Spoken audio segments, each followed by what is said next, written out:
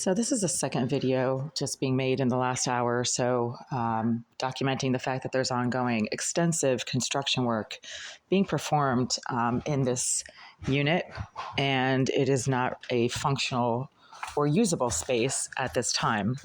Today is Saturday, August 30th, 2025, it's right around 11 a.m., and there is a tremendous amount of construction work being performed on the premises that prevent it from being able to be used effectively by anyone, let alone somebody who is recovering from surgery and using a walker or a wheelchair to get around. The floor is covered with drop cloths. You can't use a walker or wheelchair on a floor that is covered not just with drop cloths, but a lot of papers, construction paper, basically just covering all the flooring area, including the stairs. There's construction materials, boxes, and supplies everywhere. And this right here prevents access, easy access by anyone, let alone the person who is recovering, to access this area. The workers have a skill saw set up here. They do a lot of lumber cutting and prepping right here.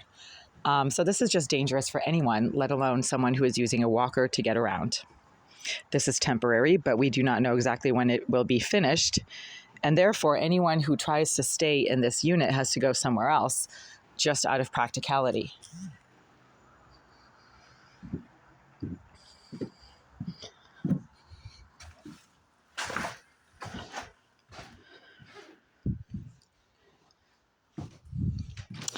They are storing some drywall supplies here.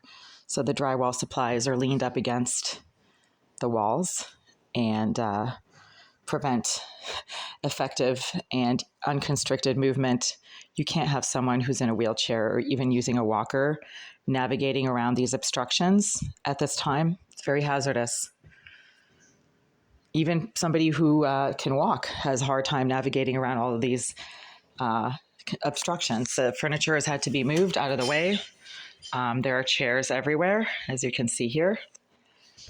And it's just not a safe environment to navigate on a regular basis unless it is absolutely necessary. And again, the floor is covered with paper, so anyone using a wheelchair or a walker would have a very hard time moving across this floor right now.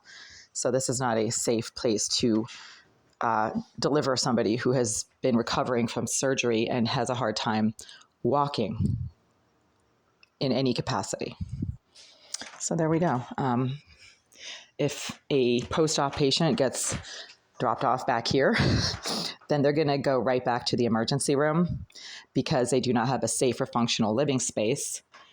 And this is an emergency. It's a dire situation where an incapacitated patient is forced to return to this type of unsafe living environment through no fault of their own and through nobody else's fault. This is just what's happening and what needs to be done in their living space to improve it on a forward-moving basis.